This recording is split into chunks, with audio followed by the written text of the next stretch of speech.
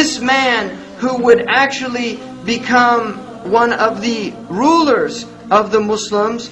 was a man who carried on his own back a water jug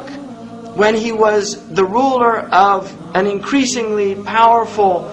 government that would eventually rule in his lifetime Persia and the Byzantine. That this man, when he was asked by another companion why, as the prince of the believers, why he was carrying a water jug on his back, and he said, I looked at the Roman rulers and saw how arrogant they had become, and I was fearful that anything like that would enter my heart, so I wanted to do this as a practice to keep me humbled in the position that I have been entrusted with from my Lord. And he used to make it his practice to take this water and to actually give water to the poor people in Medina as a way, because this was a time they didn't have running water, so they had to bring water to their houses. So he actually would, as the ruler of the city and of a large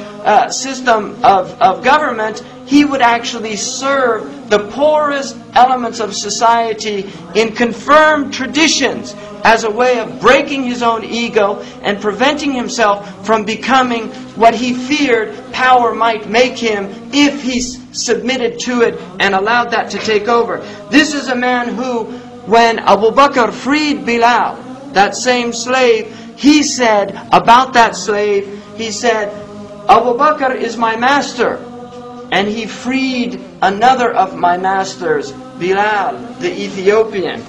And so, this is something that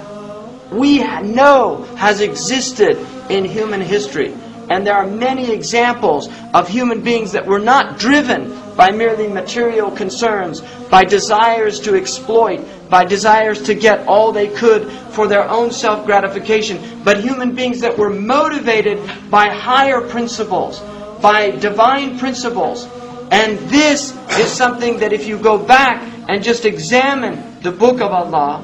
which is the Quran, you will find these very meanings embodied in that book. You will find that in that book are the very principles that are so sorely needed by the current humanity in order to prevent it from continual disintegration and dissolution until nothing is left of our humanity. And may God grant you success in